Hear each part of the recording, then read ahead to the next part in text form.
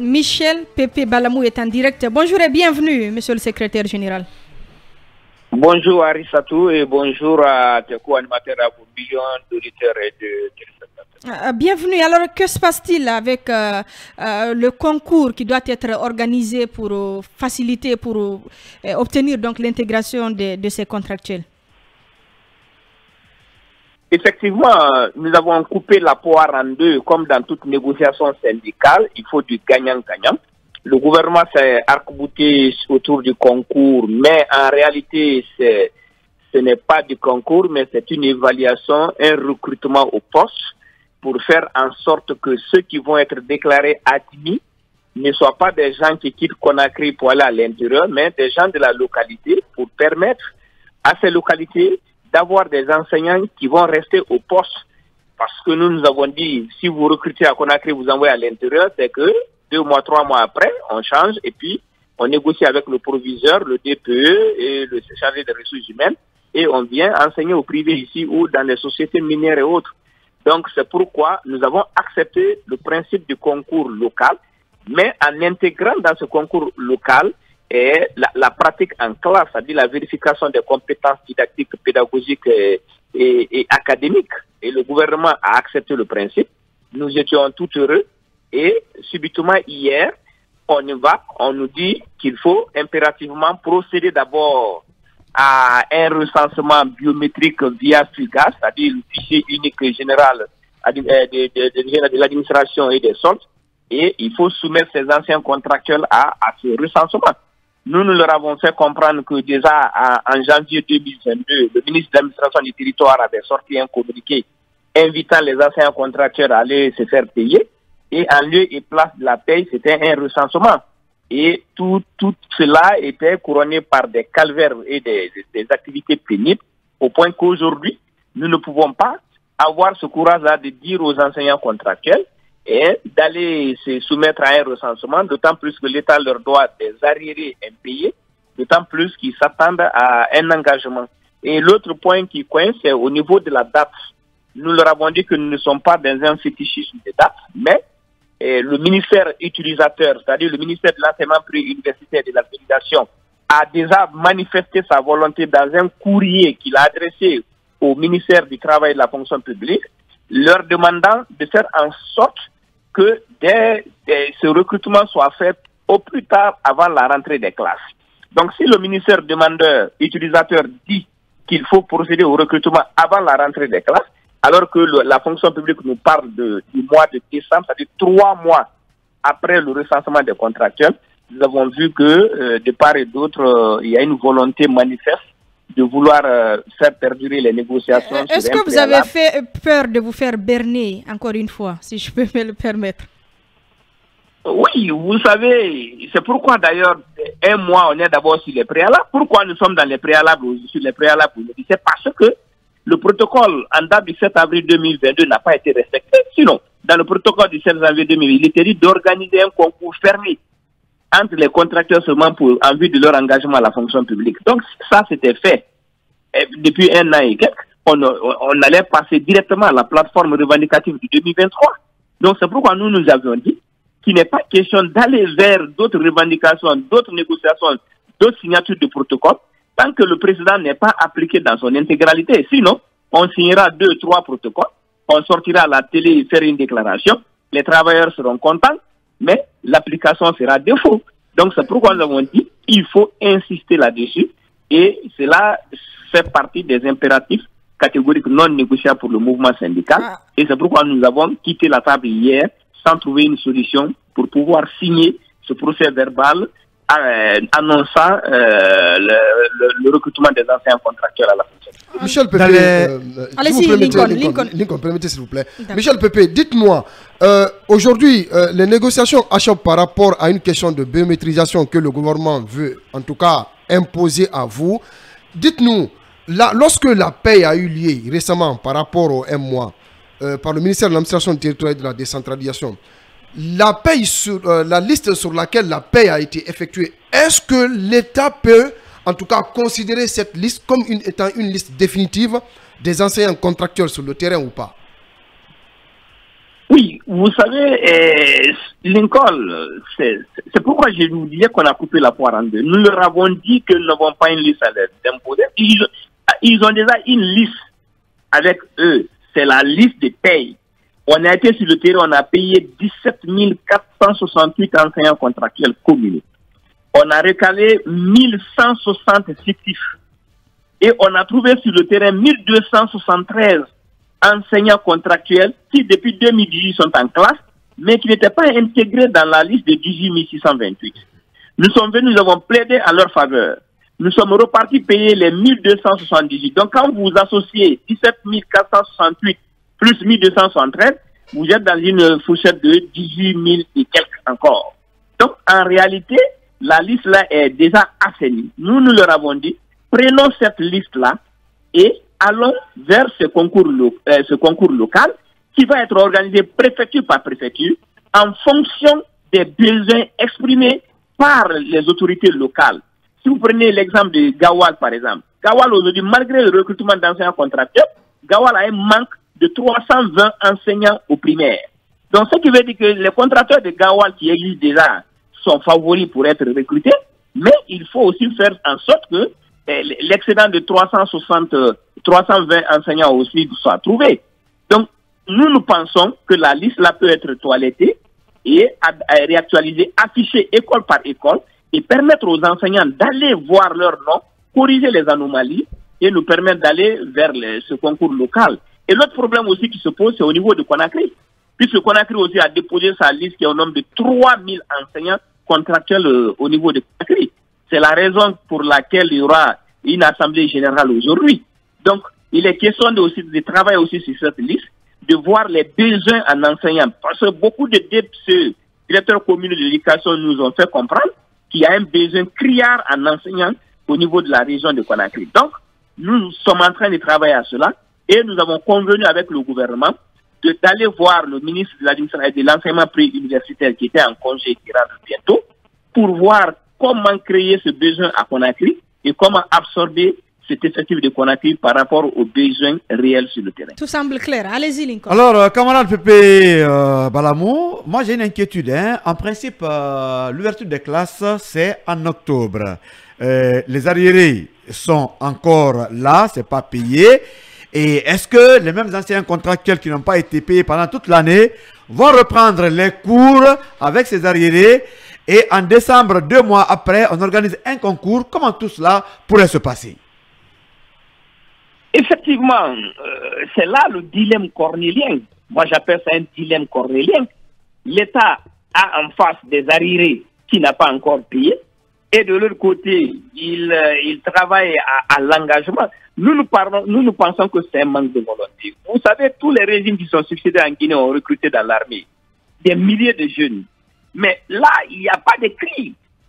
Ces gens sont entretenus, nourris, habillés dans les casernes, dans les camps de formation. C'est très bien, on a besoin d'être défendus. Mais là, ça ne crie pas. Mais si c'est l'éducation, des arguments fusent partout pour dire qu'il n'y a pas d'argent.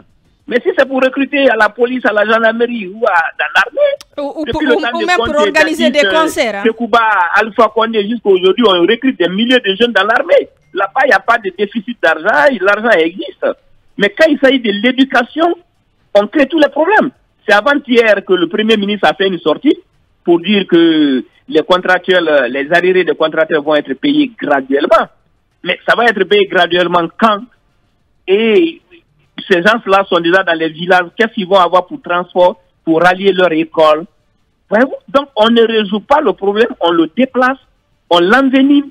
Donc, je pense que le gouvernement doit être suffisamment responsable pour anticiper les crises, pour éviter que le navire de l'année scolaire 2023-2024 ne navigue sur un fleuve vraiment volcanique, puisque c'est ce que nous sommes en train de voir. De l'autre côté, il y a les enseignants qui Vous êtes trop dramatique, Michel Pépé. Vous êtes trop dramatique. Non, je ne suis pas dans un psychodrame.